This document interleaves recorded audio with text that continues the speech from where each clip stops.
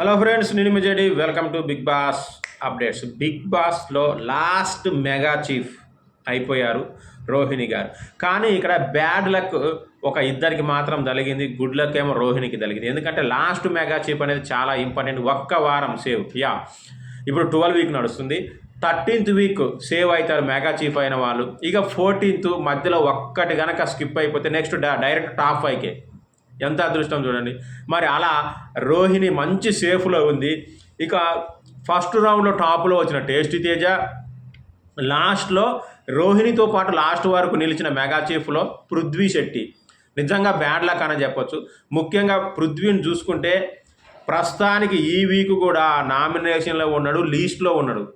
Eliminate అయినా అవ్వచ్చు అనే పరిస్థితి ఉంది.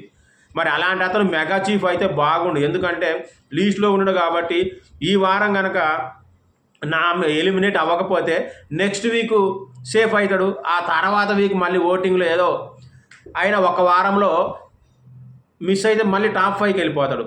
కానీ ఇప్పుడు మిస్ అయినా మళ్ళీ నామినేషన్లోకి వస్తే, మళ్ళీ ఓటింగ్లో లీస్ట్కి వస్తే ఆ తర్వాత ఎలిమినేట్ టాప్ 5కి పోయే ఛాన్స్ చాలా చాలా తక్కువ ఉంది. మరి అలాగే టేస్టీ తేజ కూడా 8 వీక్స్కే కాస్ట్యూమ్స్ తెచ్చుకున్నాడని టాకు. 8 వారాలకు సరిపడా బట్టలే తెచ్చుకున్నాడంట.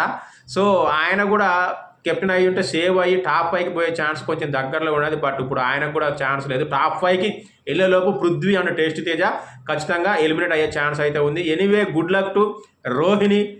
ఖచ్చితంగా కొంచెం మంచిగా ఆడితే, లక్ కలిసి వస్తే టాప్ 5 ఖచ్చితంగా వెళ్ళే ఛాన్స్ ఉంది. నిజమా కాదా? Good luck to Rohini. మంచి అవకాశం ఉంది. కొంచెం బెటర్గా ఆడితే మీరు టాప్ 5కి వెళ్ళిపోవచ్చు. ఎందుకంటే ఒక 1 వీక్ సేవ్ అవుతున్నారు కాబట్టి 13 వీక్ 14 వీక్ ఒక్కటి నిలబెట్టుకుంటే కథం టాప్ 5కి జంపు.